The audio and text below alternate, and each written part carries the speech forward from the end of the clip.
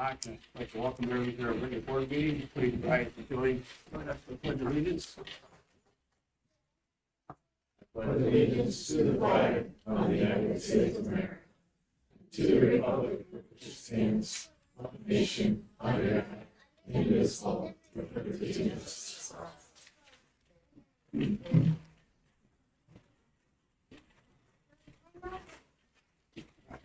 Roll call. Gary Yaros, here. Leah Rulo, Here. Chris Rage, here. Bonnie Holstein, Here. Kate Gregorchuk, Here. and Paul Gregorchuk, and Brad Newby. Brother. Well, I hope everybody's enjoying the weather. Change a little bit quick on us here pretty soon, but at least you can get out and ride a bike, whether it's pedal or gas powered. Any additions, deletions, or changes to the agenda? Yes, I'd like to add closed session for a student hearing. Number 7.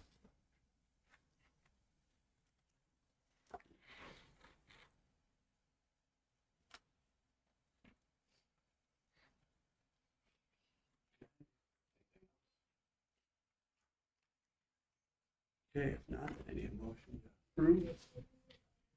Move to approve the agenda. Look forward to any discussion? If none, all those in favor? Aye. Opposed? Carries. Any community comments on the agenda?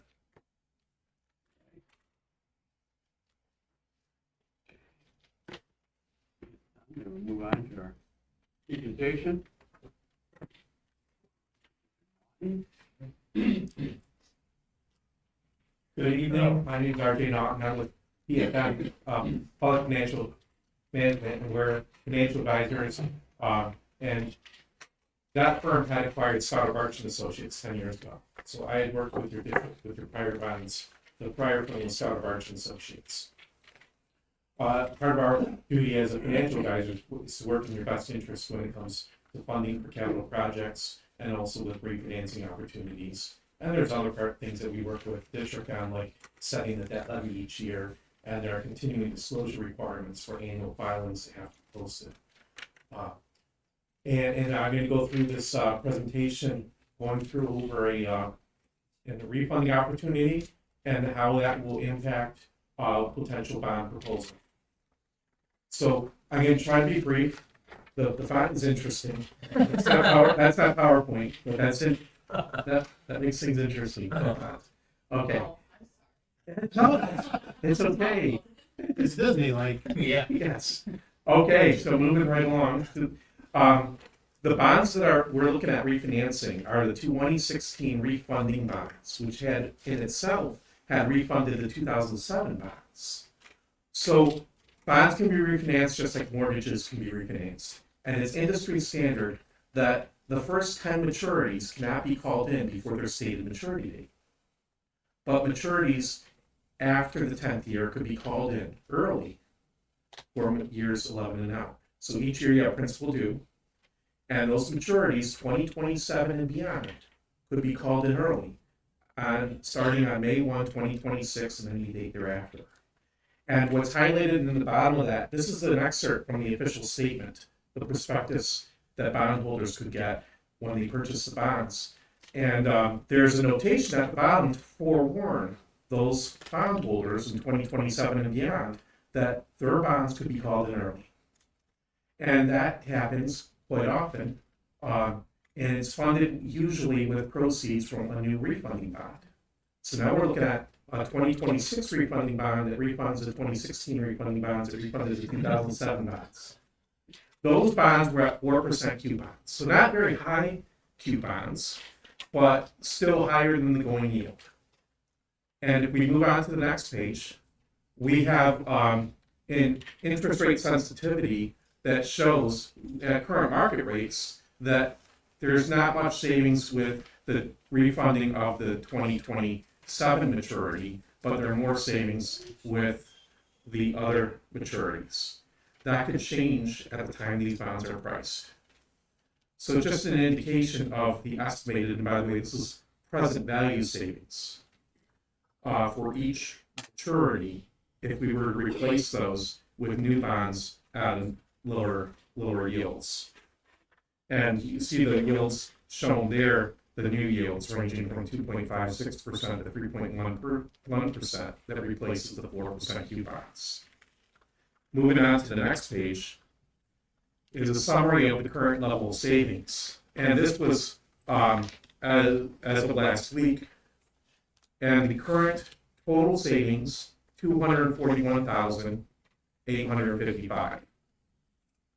It's industry standard to take the present value savings and present value that, and that is 167,000.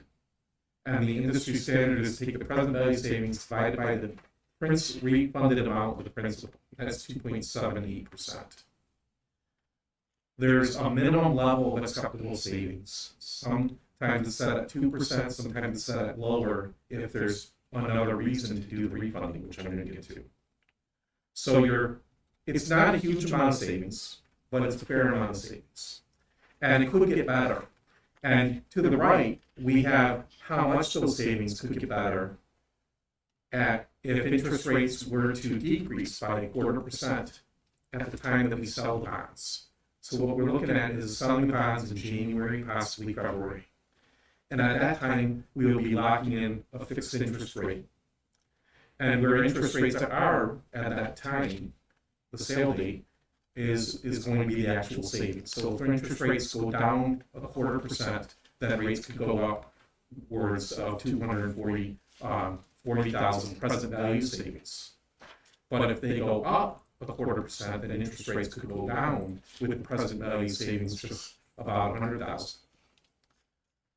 So they're talking about Fed funds rate decreasing again between now and the end of the year. That could work in our favor.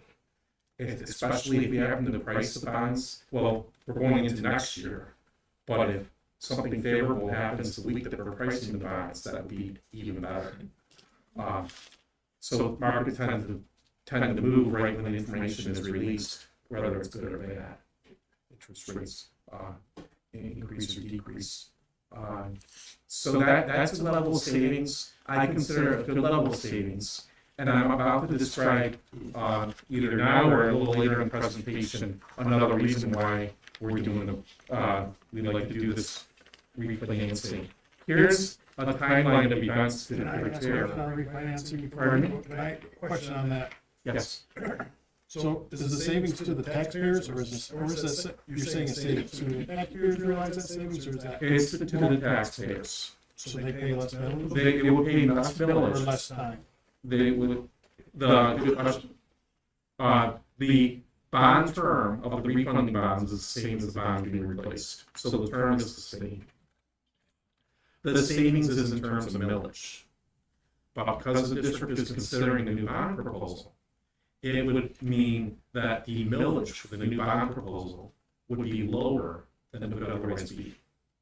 And I'm estimating that for various bond amounts, we're going to get to that in a little bit, that the millage would be 0.05 mil higher if we did not do the refunding. So it's not a large amount of millage savings, but it's relatable in terms of a lower millage with respect to the proposed bond project. That's a good question. How to prepare for the refunding is we're looking at having a bond authorized resolution presented to the board in November. And that's going to specify the method of sale and also the parameters to accept the refunding on the day of sale.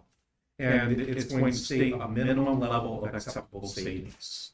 And that threshold might be set at 1.5%. Because there's another reason to do the refunding to better accommodate the new bond proposal. So that's one part of the process. If for some reason we do not get those savings, then bonds would not be issued.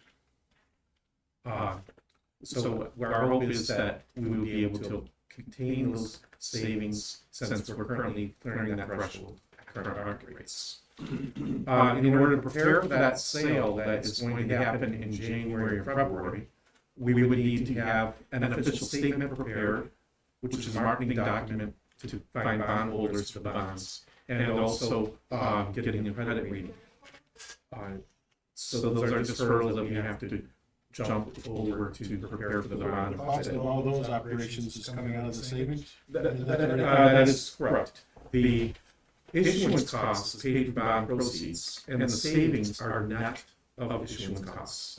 Just like if you were to refinance your mortgage, their issuance costs are built into that mortgage that are paid from the proceeds of the mortgage. So the bond interest rates are set on the day of sale. About 3 weeks later is when the bonds will be closed. Because it's a refunding bond, what that means is there will be an escrow account at a bank.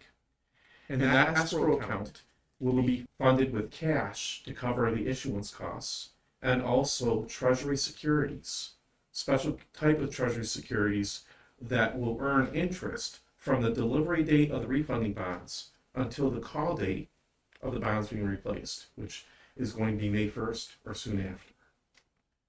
So we're able to earn interest on the securities in the escrow between the delivery date of the refunding, which we're aiming to be at the end of March.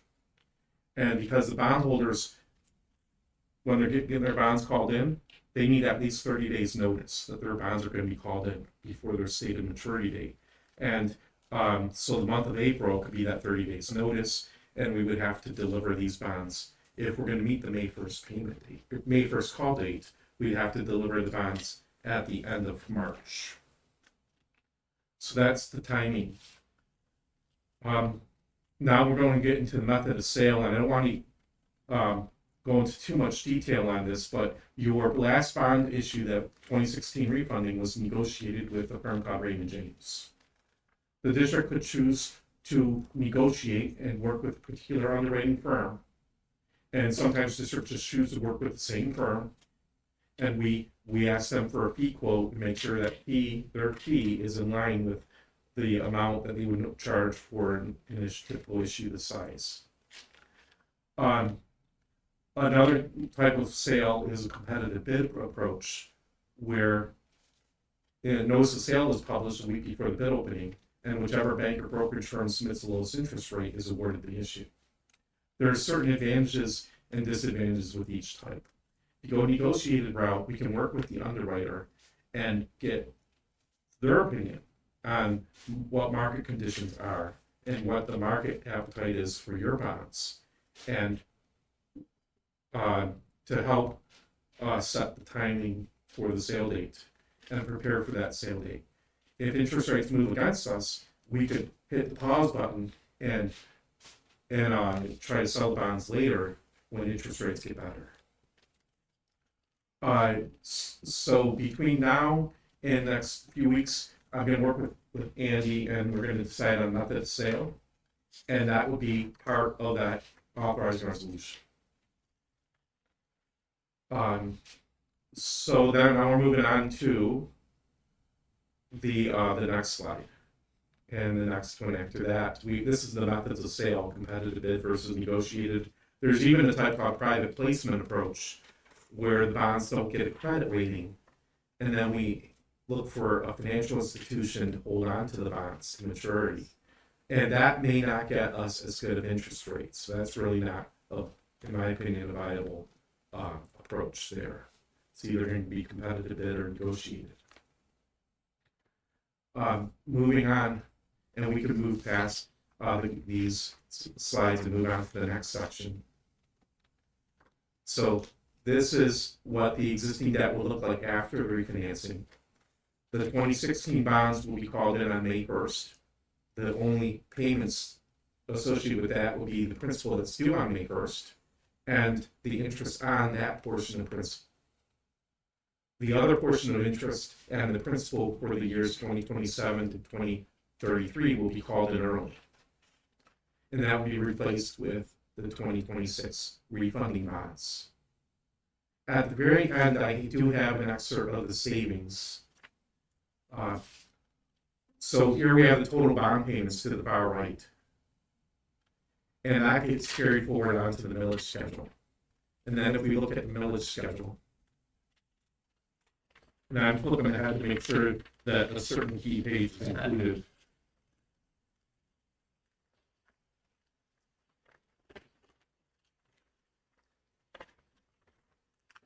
It is for the, I think, the very far back, no? Yes, it is, at the very far back.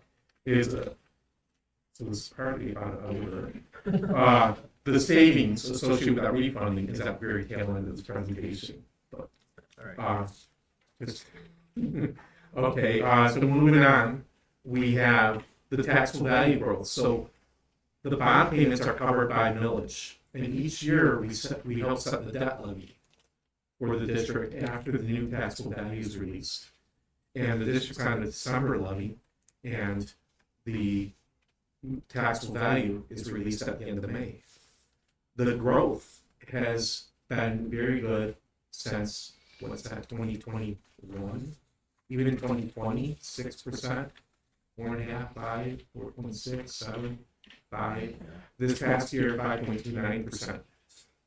When we're projecting for millage impact of a new bond issue with the November 26th vote, that would be after the 2026 taxable value is released. So we have to have an estimate for the 2026 taxable value. And the numbers we're about to see with the millage impact of a new bond issue is subject to change when that new 2026 taxable value is released. So hopefully taxable value growth will be better than 5%. And this will look even better for the district. And the opposite is true too. Are these numbers from our district? Yes. Yep. It's Because very helpful. I did an AI search and they weren't anywhere near these numbers. Okay. I'm just wondering where we got those numbers. These are on the L4028 form of the county. And county, it's L4028 IC. It's here in two different counties, here in Bay and Gladwin County. Okay, so we're Northern Bay. That's different than the rest of Bay, Okay, right? that's correct. There is a special report that the Equalization Department produces that has your taxable value on it, and it's called the L4028 IC for intercounty. And Bay County is a major county, so that's the county producing the report. And they're going to include the part of Gladwin County on the taxable value. Well, I think it's important for us to understand that these are higher than what it is in our area. This is all the homestead and non-homestead properties added together. All of Bay County. Of all Bay County and Gladwin, the portion of Gladwin. But This is our school district. This is your This is school. not Bay County. I mean, part of it, this is our school district numbers. Okay, but the voters that are gonna pay for this millage are from our district, right? So that's just the people that are voting for this millage. That is correct. Oh, okay. So, good questions. There is a column there for exempt personal property, because in 2016, part of personal property was carved out of taxable value. And the school district, or the state, is reimbursing the school district for the portion of lost debt levy taxes attributed to that portion of personal property that's carved out. So that's why we keep track of that separate. So that's the importance of that page there. Moving on to the next page is the millage schedule. And the millage schedule is the taxable value growth. And this is projected at 5% for 2026, 4.4% for the following 3 years, and 3.5% thereafter. I like to think that's conservative, but we don't know where taxable value growth is headed. So we tend to be conservative when we put these types of schedules together. Then we have the total bond payments net of the refunding, which is carried over from the couple pages ago. And then there's some adjustments.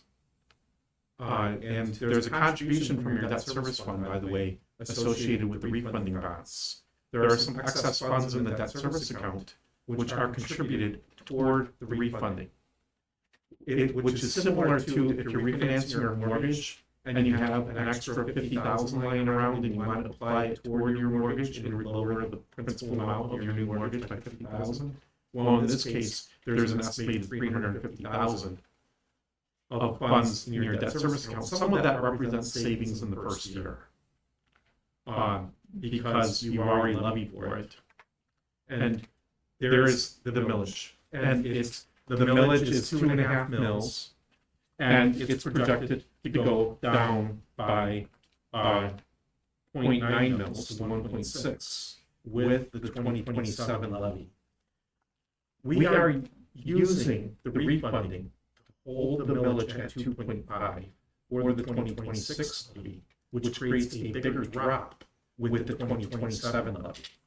And that's done intentionally because the 0.9 mils falling off your existing debt is going to offset mills needed for the new bonds. So that's the other reason why we'd like to do the refinancing. It's to better accommodate and lower the millage impact of the new bond issue. Basically, it's giving us an opportunity to restructure your debt so that there is more millage savings in the first year of levy for the new bonds.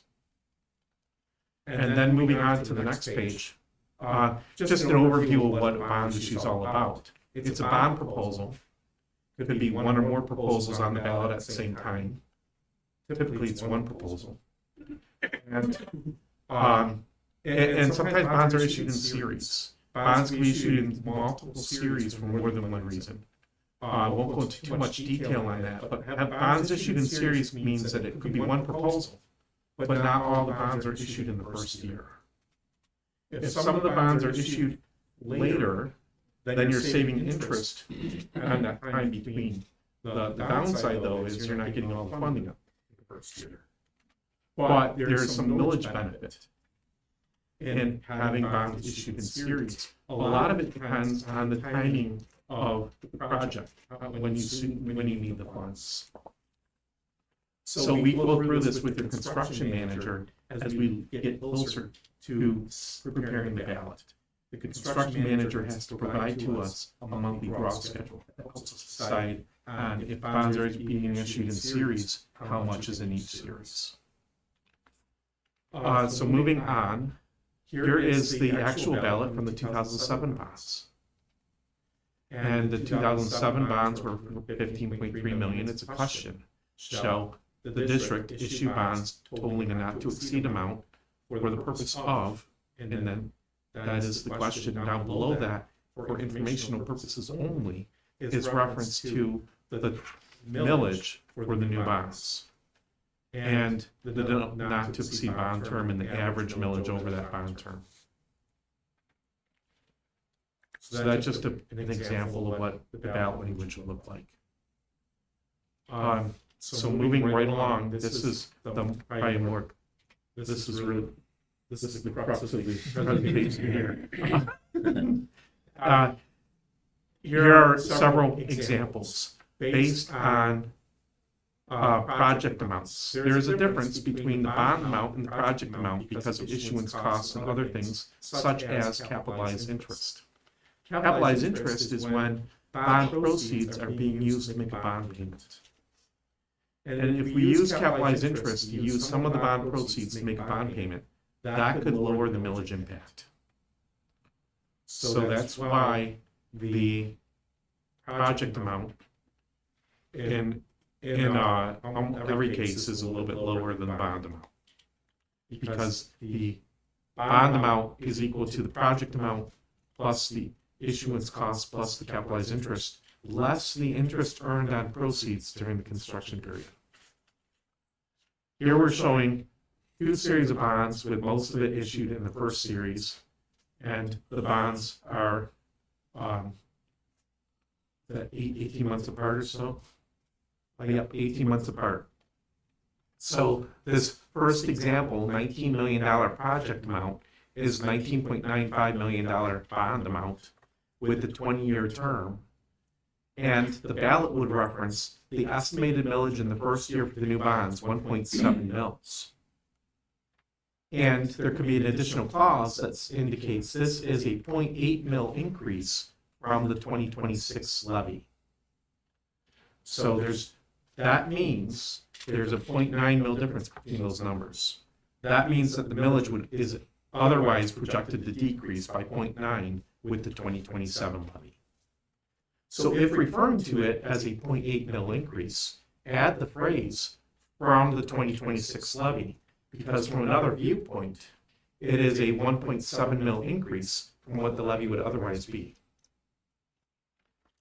That's particularly important if you're putting information on website or brochures. So the other amounts for a larger project, 22, 25, and 29 million, have slightly longer bond terms. And that's because you get a slightly lower millage impact with the longer bond term, because then you have additional years to amortize that additional amount of principal. If you were to have a shorter bond term, then that would increase the millage impact.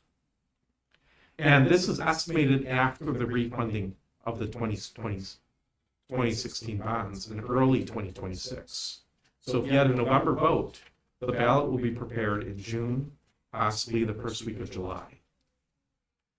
And the refunding will be done by then, and also the 2026 taxable value would be released by then. So looking at like the $25 million project amount, the bond amount's $26.2 million, and the first year millage 2.25 mils. The estimated increase from the 2026 levy 1.35 mils. And this can very well change as a result of the refinancing, and also once we get that 2026 taxable value.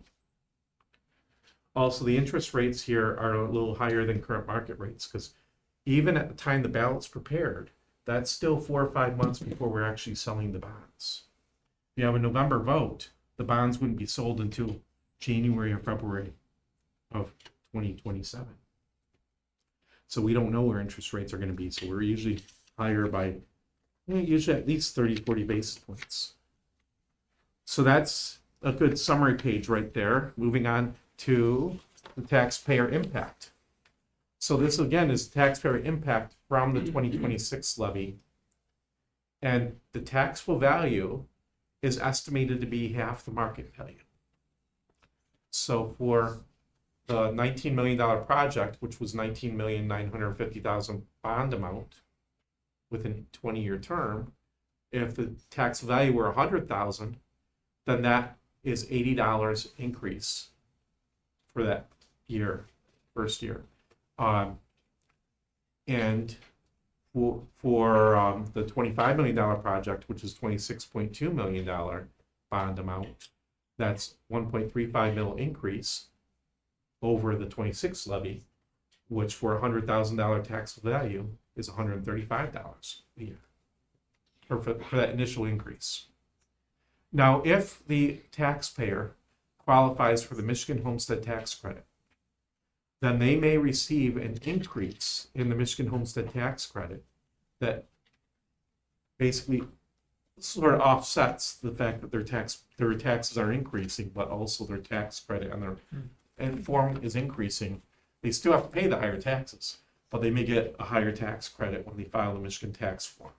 And PFM has a calculator, an online calculator, and taxpayers could input. They can use it as many times as they want, so they could use, different scenarios.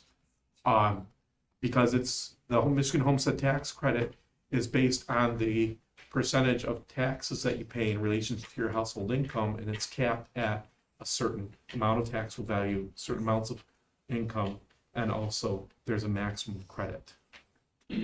All that'll be available after the ballot's prepared. All right, so moving on, here's the stacked bar chart.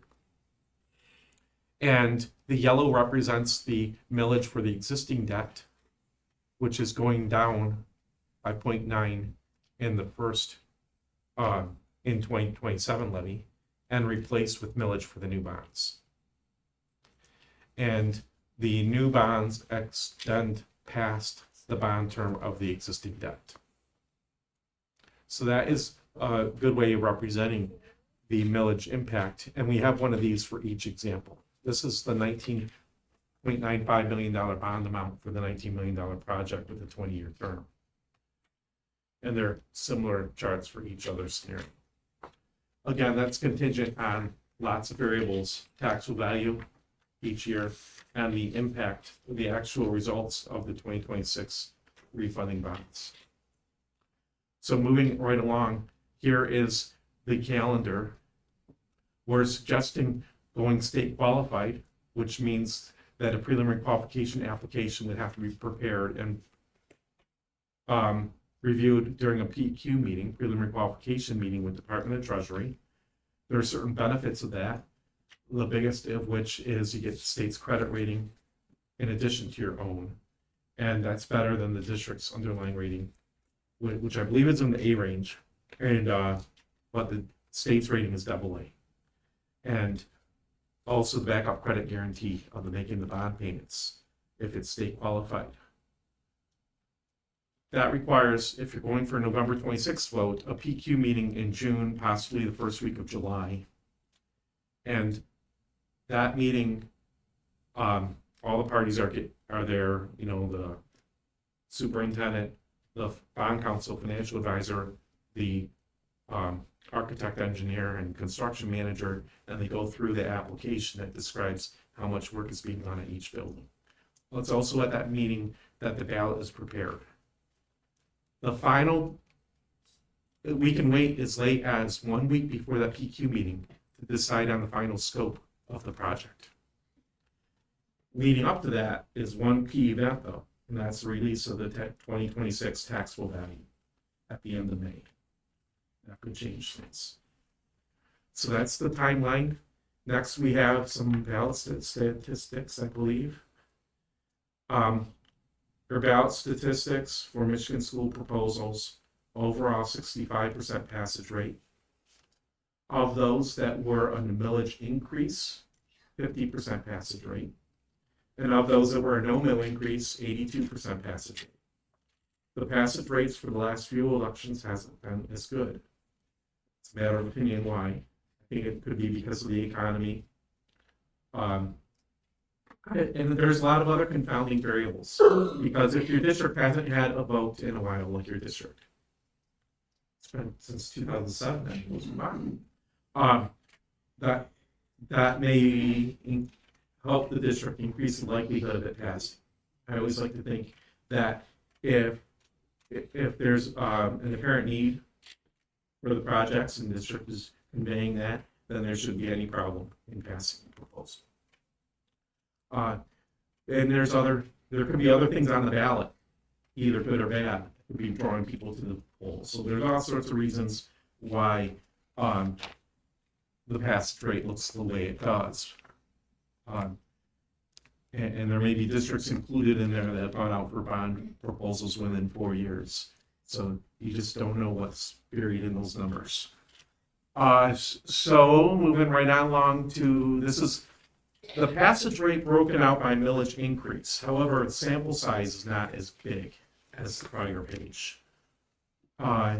So with a 1 to 1.9 or 0.01 to 0.99, it's 28 out of 51, which is like a 55% passage rate. 1 mil to 1.99 mil, it's a little bit lower than that, maybe a 43% passage rate. But again, the sample size isn't as big here. Then moving on to the next page, there is questions, but I do want to bypass that and go on to, here's a team, PFM team. It's not just me working on your bond projects, there's a bunch of us. And then moving on to this page, the savings page for the refunding. And we have the total bond payments before and total bond payments after, and that's estimated at current market rates. And there is this savings in the first year in order to hold the millage at 2.5 mils for the 2026 levy.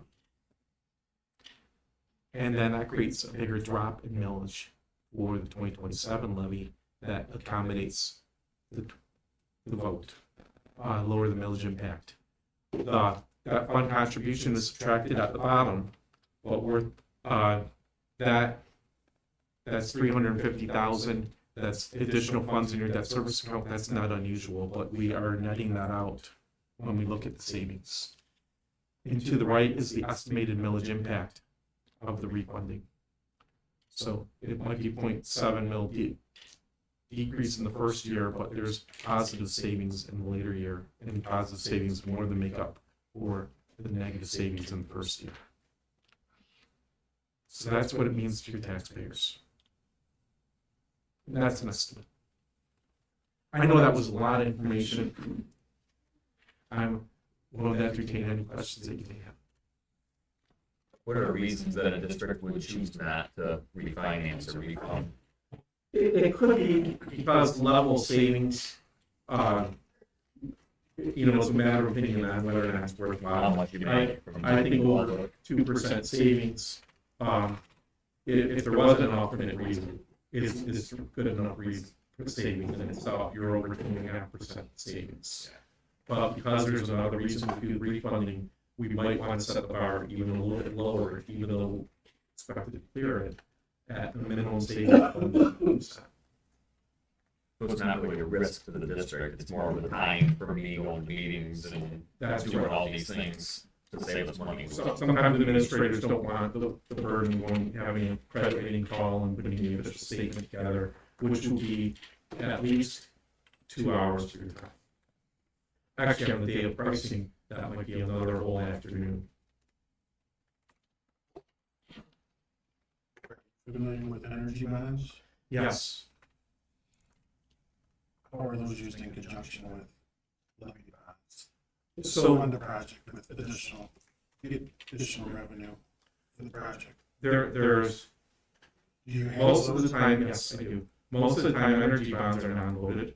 That's correct. And sometimes there's an underlying energy contract that where if there's a provider involved, that they're guaranteeing a certain level of minimum savings. And the projected energy savings offsets the bond payments. It doesn't have to be greater than the bond payments. And sometimes the energy provider will show that based on their projected increase in energy costs, that the energy savings are greater than the bond payments. But it's really subject to future energy prices. So there are different energy bonds. Have you found a relationship with, in conjunction with those with a millage, that it increases the passage, or it's more attractive to the voters? So you can get more for your buck, but you're not capturing that savings as a district then? Yep. So go ahead. So there are voted bonds, most bonds by the school districts are voted. That means that the bond payments are covered by property taxes. And some of the projects just happen to be energy related. And many times in that case, where it's a mix of things, then there's not an underlying energy contract. And we see that all the time, because we often have heating and cooling as part of the project, or replacing windows or a roof. So that is an extra layer of, even though the bond payments are covered by millage, the extra benefit to the school district is because you're improving the energy parts to the district, that your energy costs are expected to decrease, which should increase the money in the general fund. I think that answered your question. Okay. Yale Schools, though, did a project that I think was voted, and it was entirely energy related, and it did have an energy contract. Did they do solar or something? I don't remember offhand. I don't think it was solar. But that was the only time in recent history that I can recall a district having a voted bond issue that was entirely energy related and had an energy service contract.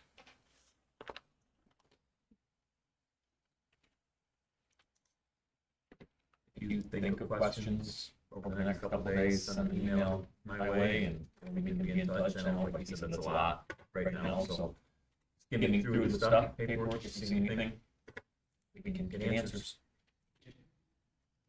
Thank you. Thank you. Oh, you're welcome.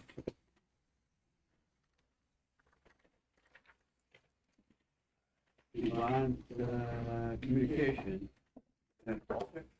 President Dubey, I wanted to give a brief overview of the meetings that I have had with our community. One was at Garfield Hall, Fraser Hall, Mount Forest Hall, and the Pinconning Library. They were very positive atmosphere discussions. We discussed the current facilities, possible upgrades, and costs of the community, which we kind of just seen the cost of the community. some things that I talked about with the current facilities is middle school, high school. We had the bond pass in 2007. Really, the only thing that, well, I should say the only thing, but one of the main things, like our lockers are very old and they were not part of the bond, and parts are breaking off. It's a lot to keep our lockers going. That would be one of the main things in the high school and middle school. But the elementaries, they were built in the 50s.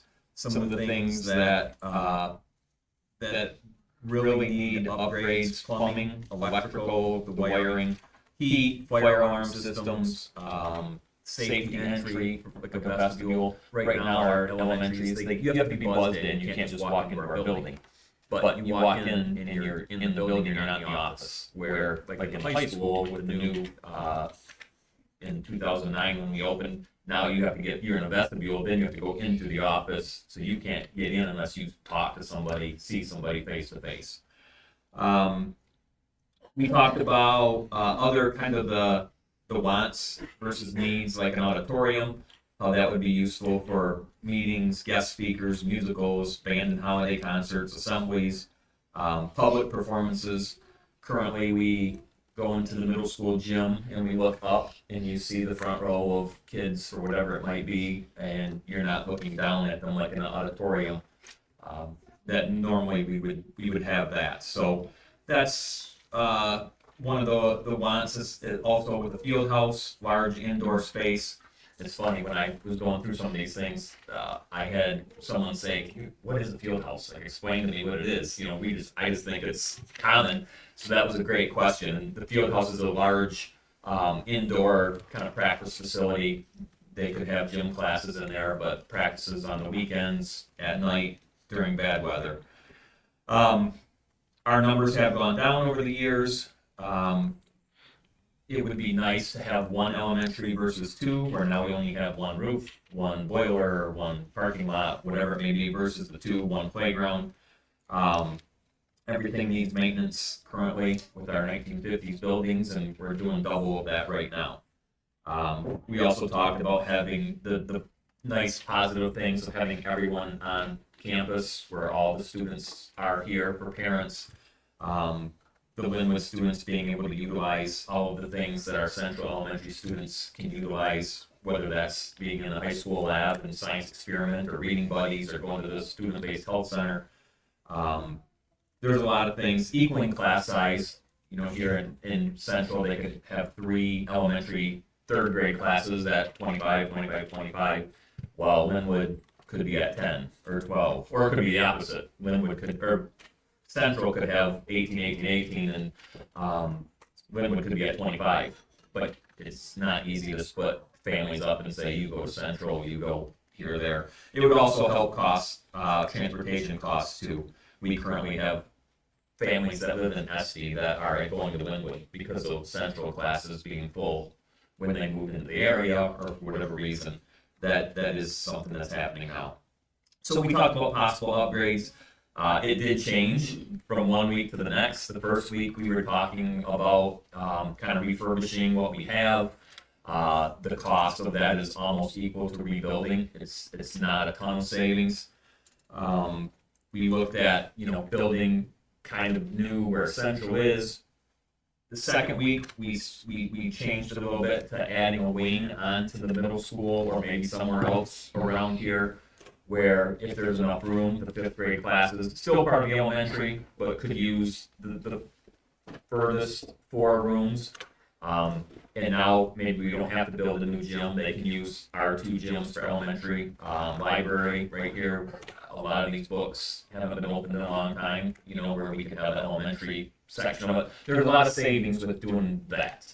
The project went from like 32 million down to 20 million if we did that.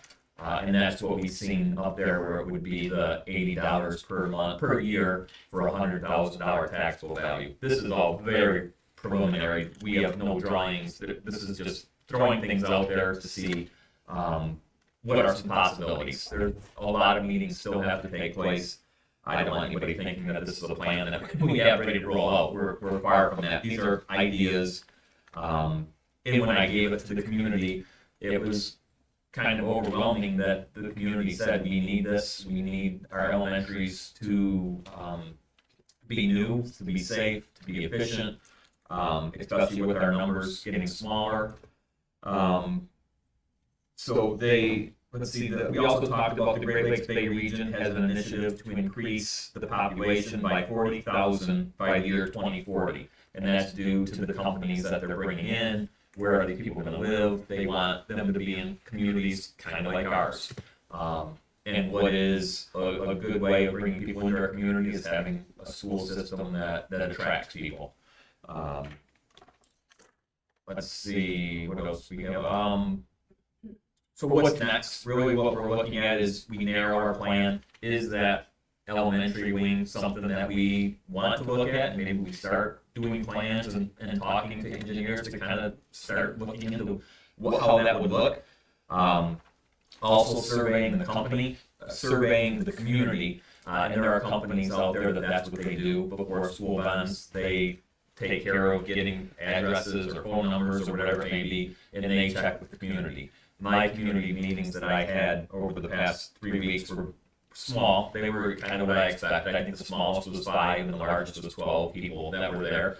But it's still the community members asking great questions, having good discussions, and they are the ones who said, before you do much, you need to have one of these companies survey our community to see what it's worth it, because we don't want to say we're putting up a $20 million project and 2% of the people want it. That's not what we want. We want to look at something that our whole community wants and what they will support. So really we're looking at more meetings in the future, doing that community survey, and maybe getting some plans together with what that may look like and what our new building, the new addition would be.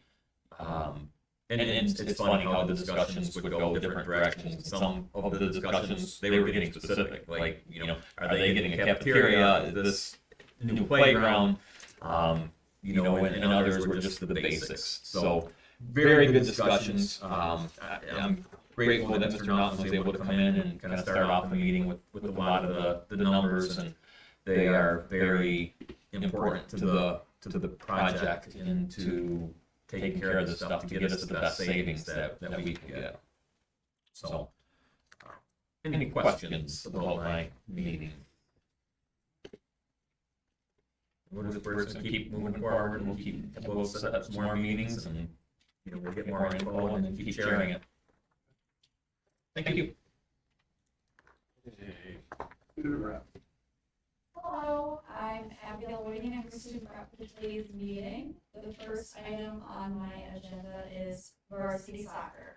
The varsity soccer team wrapped up their season losing to Omaha 3-0 in the opening game for the districts. For this season, the team tallied 9 wins, more than doubling their win total from last season. The team also managed to string together a 5-game win streak in the late part of the season. A huge thank you to seniors Ryan Walczak, Hunter Grew, and Lucas Stoneback for their 4-year commitments to the team. High School Student Council. Homecoming 2025 was a huge success. Highlights included the annual bonfire, powder puff football games, parade, and puff assembly. Congratulations to Homecoming Royalty's second runner-up, Chloe Drouse, first runner-up, Madison Gorchak, and Homecoming Queen Addison Blue. The Fall Blood Drive, sponsored by Student Council, will take place on Tuesday, October 28th from 8 a.m. until 1 p.m. in the all-purpose room. Student Council hopes to collect 2 life-saving pints of blood and dry. Halloween in the Hallways will take place on Friday, October 31st from 6 to 7 p.m. This event is open to the public. The U of M MSU Challenge will take place the week of October 20th. Students will be encouraged to donate money into the jar of their favorite college football team. The team that collects the most money will hear their fight song over the PA on Friday, October 24th. Students wearing the colors of the winning team will be released 5 minutes early for lunch. Esports. After 3 weeks of competing, the Spartans team Mario Kart team, Merlia Drouse, Colin Hertzberg, Luke Coggins, and Benito Rodriguez are 3rd in the state out of 71 teams with a 3-0 record. The team is a perfect 6-0 in the races this season.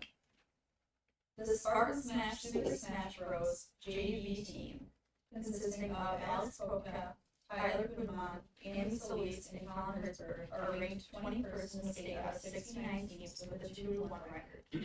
Spanish classes. Students in Spanish 2, mostly freshmen and sophomores, are going on a field trip to the Detroit Institute of Arts in Mexico Town in Detroit. Students will be viewing a Dia de los Muertos exam for Day of the Dead.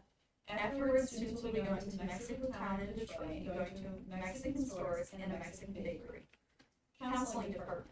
On Friday, October 10th, our 10th grade students had the opportunity to attend My Career Quest Middle Michigan, a larger-than-life career event designed to help students make more informed choices about future education and careers. This was not your typical career fair. In fact, it wasn't a career fair at all.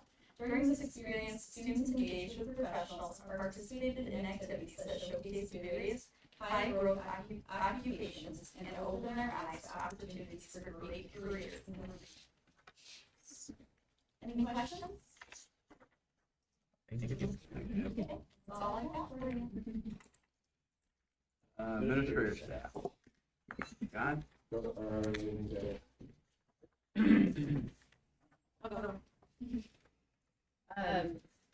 This Friday, we have our first professional development for the school year. So our elementary math pilot team will be down at Linwood, attending two virtual trainings for the two math programs that we'll be piloting this year. The first one will start next week, and then the second one will take place in January. And our goal is to hopefully have a decision made by March, latest April, which curriculum we're going to adopt and bring to the curriculum team, and go from there. The others that are not on the pilot team will be having DAC meetings held at Central Elementary, and then the focus will be on the MTSS tier and interventions. So that's this Friday, and that's Friday. We'll just leave it at that. I'm sure I'll remember something. So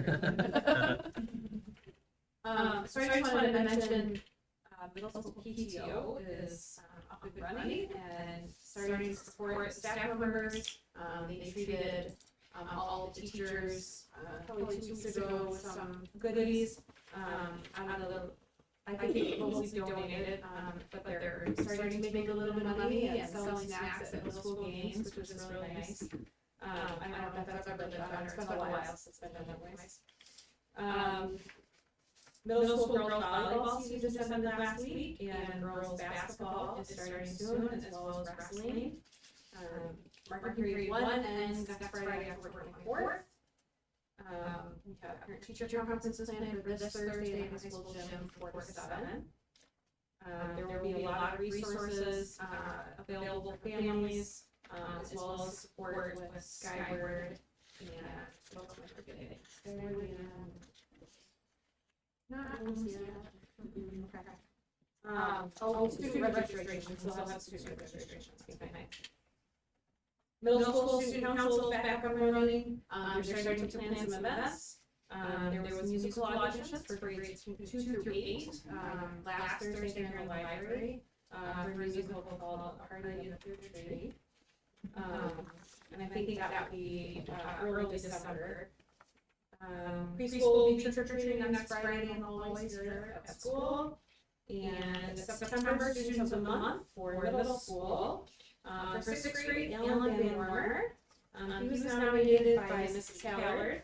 She says Alan comes to band class each and every day excited to learn new skills and new tricks on each of the percussion instruments. He is adaptable and loves getting to switch around which instrument he plays each day, which has made him a stronger percussionist with each rehearsal. 7th grade, Charlie Duro. She was nominated by Mr. Thomas. He says Charlie displays true Spartan pride. She comes to her classes prepared and is always helping her fellow classmates. An 8th grade winner, McKenna Cooley, she was also the overall middle school winner, was nominated by Mrs. Maxwell. And she says McKenna comes in each and every day with a great attitude. She works hard independently as well as with her peers. She doesn't hesitate to offer help to others as well as the teacher. A perfect example of showing Spartan pride. And I think I'm going to introduce, this is Mrs. Chelsea Smith. our social worker from PASD, and she brought in Reese today, so I think at the board meeting early in September, we chatted a little bit about that, so do you want to just introduce yourself? Yep, I have my records. You want me to stand up? Sure. Okay. My name's Chelsea, and I'm the social worker here in Pinconning. This is my dog Reese, he's 6, and I have him registered, as of August 2025 to be a therapy dog. So I would like for him to be able to come to the schools with me. I'm in, Linwood Elementary, Central Elementary, and, the middle school and high school here. And, he's up to date on everything, and all his vaccinations and stuff, I have that with me. But that'd be my goal, is to have him come to work with me, a few days a week to work with the kids.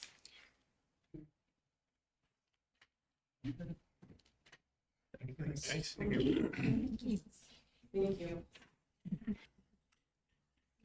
You need to approve that, right? As long as he It's okay. follows the As long as same it follows our guidelines. guidelines. Yeah, the other one. Because it's not a new rule or No, policy. Great, thank you. I'm going to start with our high school students of the month. We have freshman Elizabeth Giroux-Piak. She was nominated by Mrs. Maxwell, and she says, Lizzie has settled into our school district wonderfully. She's a hard worker and very strong in our algebra class, and she doesn't hesitate to offer help to others that may be struggling. Our 10th graders, Katie Anderson, was nominated by Mr. Thomas and Mrs. Manor. They say that Katie does a great job of being prepared for class and helping her fellow classmates out. Katie has started the year strong in chemistry. She participates in class, is helpful to classmates, and she's doing very well with the material. We have 11th grader Sean Donahue, who was nominated by Mr. Palmville.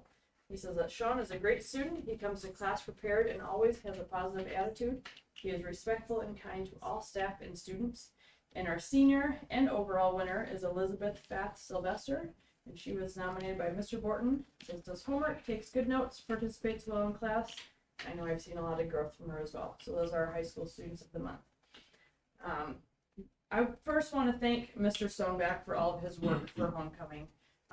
We could not be as successful as we are with both our students and all the activities going on in game day and all of the things if it weren't for him. And so I can't say enough about what Mr. Stoneback does for our school and our students and our community and just how much we appreciate him. You've probably noticed our new sign out front. We've got that up and running. It's super user friendly. Even I can do it without reading directions. But it's super nice and colorful, and we can't thank the health center enough for helping us out with that. And they just got, Jeremy just was able to get us the bottom of that lit up today, so that's gonna be super cool at night. We have professional development on Friday. Our secondary will spend time here working on their data assessment curriculum, making sure all of our maps and exams are updated with the new textbooks that we have.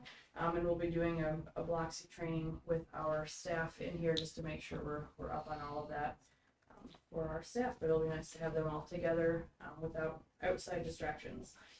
We will have a new special education parapro that will be starting this week. Super excited to have her. Had a great interview with her, and she's just been really student-centered with our special education students. The week of Halloween, we will be doing Red Ribbon Week with our peer mentors.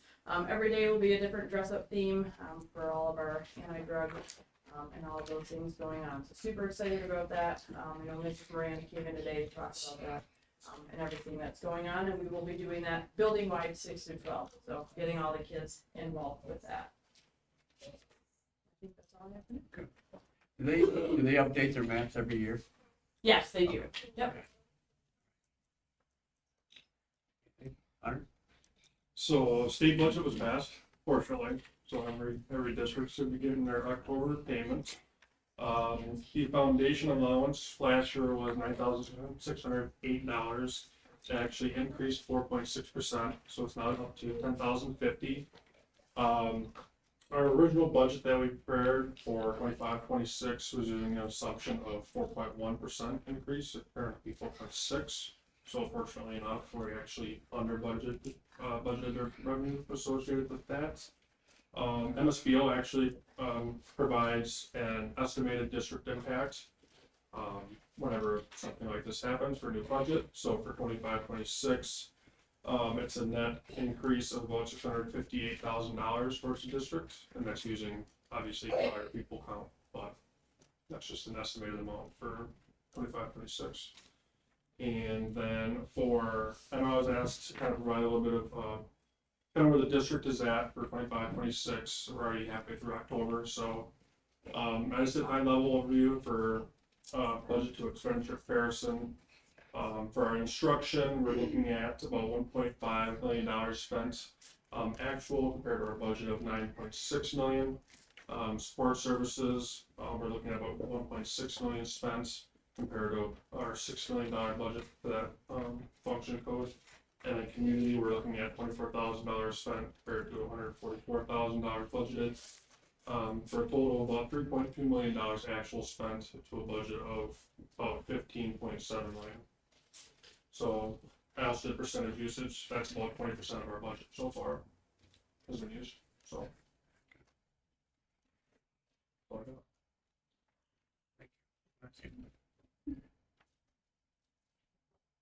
Jeremy? I got it. Jay? Everybody else? Okay, thank you, Jay. Gary? Oh, yes, site committee met. We actually met with an individual from Linwood that is interested in resurrecting the pickle festival. So we had a discussion with him on possibility of using the park.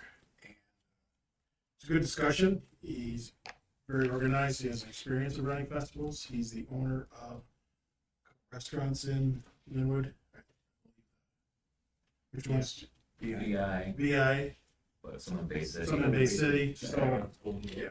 So he's very excited, and so we're gonna recommend that we recommended that Andy bring our contract to the board to review and approve that. One of the catches is though, we'll have a beer tent. Being school grounds, we'll have to approve an exemption for that weekend to allow alcohol at the park. So that'll be a separate decision we'll have to make. Then Andy already covered the bond discussions.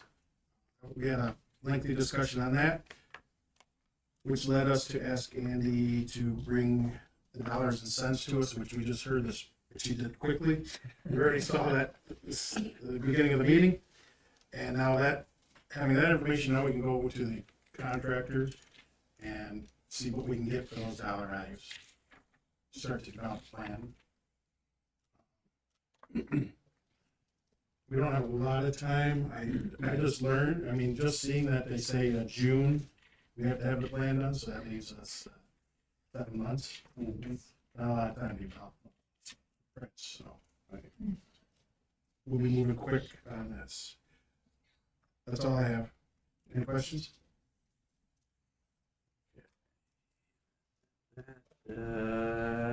Consent agenda.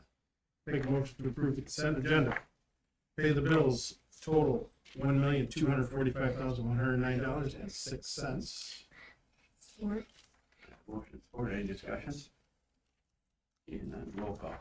Gary Yaros, Yes. Bonnie Holster, Yes. Leah Rulo, Yes. Chris Ravish, Yes. Augur Voracek, yes, Katie Voracek, Yes. and Brad Duke. Yes. Non-consent agenda. Pickle Festival. I move to approve the Linwood Pickle Festival Committee Foundation contract for the use of Linwood Park to hold the Pickle Festival. Motion support, any other discussion on that? I didn't cover it. He was asking for a full week. He wants that for a full week. And outside of school time. And outside of school. Yeah, that's for seven. Traditionally, he said it's been the second week of August. They've had a beer tent in the past when they had it. Nobody has a problem with that. I just want to make sure before the poor guy goes through all the. Okay. And we learned that He's covering all the, Doing everything. he has to cover all you get an the. exemption for alcohol, there's no exemption for tobacco. Still, absolutely. You cannot smoke on grounds. We cannot exempt that. There's no, And no campers. and no campers. Those two are absolutely gonna happen. Are we gonna see the contract for that? It's in the back. Yes. It's very simple. It's not, it doesn't have the date on here, I noticed. Well, and I have a contract in with the lawyer right now, Yes. a lease agreement with everything. We got with. We need to prove that Yeah, also then? we did attorney. This is gonna cover it.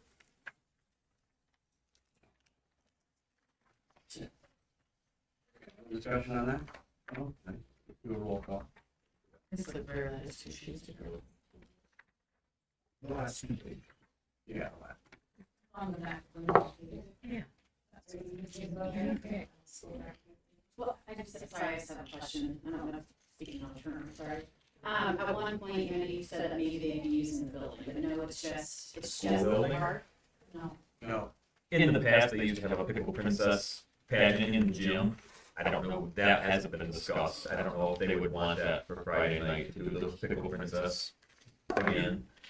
But that would be the only reason. It's not like it's open for people throughout the weekend. Because that's the week that teachers come back to get Yeah, all no. that's set up and, all that kind of stuff. No, he said they're, as of right now, they're just still looking at other community things that they can have out at the park. Yeah. No, your building No. will be minimal. Making sure. Yeah, no. That way the building will be nice, clean, and ready to go. Perfect. All It's right. exciting, thanks. Okay. All right, roll call. Yep. Gary Yaros. Yes. And Bonnie Holstein. Yes. Leah Rulo. Yes. Chris Rich. Yes. Paul Rorchik is yes. Katie Rorchik. Yes. And I do. Yes. And then on to item B. Alcohol. I move to approve the use of alcohol at the Linwood Park and on Linwood School grounds during the Pickle Festival. And motion for any other discussion? Roll call. Bonnie Holstein. Yes. Chris Rich. Yes. Gary Yaros. Yes. Leah Rulo. Yes. Paul Rorchik. Yes. Katie Rorchik. Yes. And Brad do. Yes. And that, any public comments?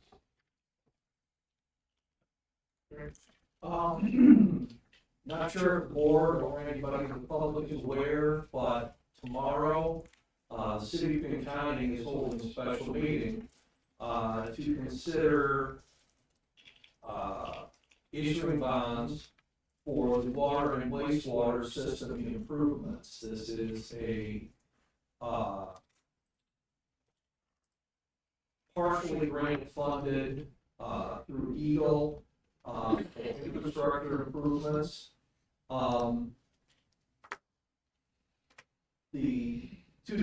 are two different programs, one for water, one for wastewater. It's 2% interest rate, 30 or 40 year repayment schedule. There is, with wastewater, 11% principal forgiveness, which is essentially a grant. And for water, it's 18% principal forgiveness. So essentially, the users of the city water and sewer would have to come up with 89% or 82% of the money. I know that the way they describe the potential costs is for water improvements, the cost per residential user would be $3.28 per $1 million of improvement. And for waste sewer improvements, would be $4.38 per $1 million of improvements. Then in another part, they mentioned that the wastewater total project cost would be $10.4 million. And for the water main replacement and water system stuff would be $10.5 million. A little math then comes out to that's $80. Yes. Not quite $80, $79.99 per residential user per month. They bill quarterly for water. That's $240 a quarter, $1,000 a year per residential user. Based on the other stuff, Jeremy, you know what size lines the school has? Is it a 2-inch, 3-inch, 4-inch, 4-inch? Okay, so if the school has a 4-inch line, I know the last time they did the, let's see, I think we got it here in their thing, when they talk about a residential user is based on a 3/4-inch line. The ready-to-serve fee for a residential user with a 3/4 line is $15 a month. If you have a 4-inch meter, that's $447 a month. So if you're looking at a similar increase in cost based on that for this new bond proposal, geez, $15 versus $450 is about 300%. So 300% higher than $1,000 a month or $1,000 a year in additional costs to the district. Plus, every resident in the city who complained several months ago when they screwed up the sewer billing and the bills went up an average of $100 a month, or $100 for one cycle, they'd be looking at a $240 increase for 30 to 40 years. If this goes through, I pretty much guarantee you the city of Pinconning residents are not going to be happy to look at a bond increase for schools. But the school is also looking at a potentially big increase. So if you go by meter size, you meter 2-inch. okay, but a 2-inch meter ready to serve fee was $111 from $15 to $111. So still looking at a big number. So that's a 5:30 meeting at City Hall tomorrow. Just FYI. That's approved by the voters, is that a? No, that's not a bond, the voters are funding, it's not It's tax user funded, fees. it's user fees on water and sewer. So it only requires a vote of the council. And I believe that it's a special meeting, at least 2 of the 5 council people, or 2 of the 7 won't be in attendance. So just thought that's information that the board would like to know. Thank you. Thank you. And the administration. Board have anything, any discussion before we do that? I can't make it Thursday the conferences, but would be an opportunity if the board wanted to have a table for survey.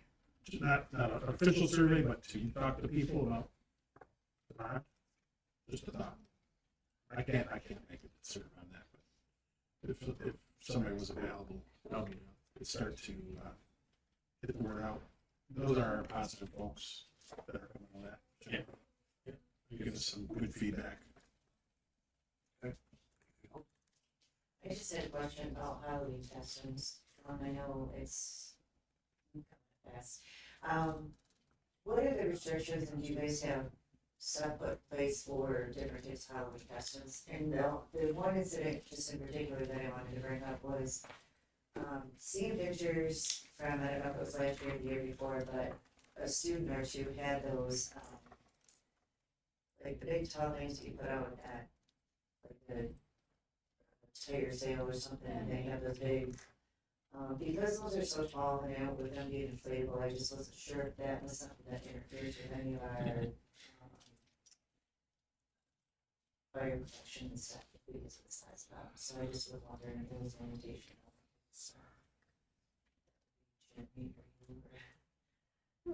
think we really ran into it much in the classroom last year. It's definitely one where we don't want kids wearing masks that are covering, like teachers need to be able to see faces still if we do, for safety reasons. I would say that if it's anything that's going to be high enough to touch our ceilings and mess with some of our structures, it would make us change it out. So I didn't know how tall it was when I seen the picture, it looked like it was fairly large, and I was like, oh, sure. Thank you. And at the elementary level, at least at Linwood, we do not allow inflatables.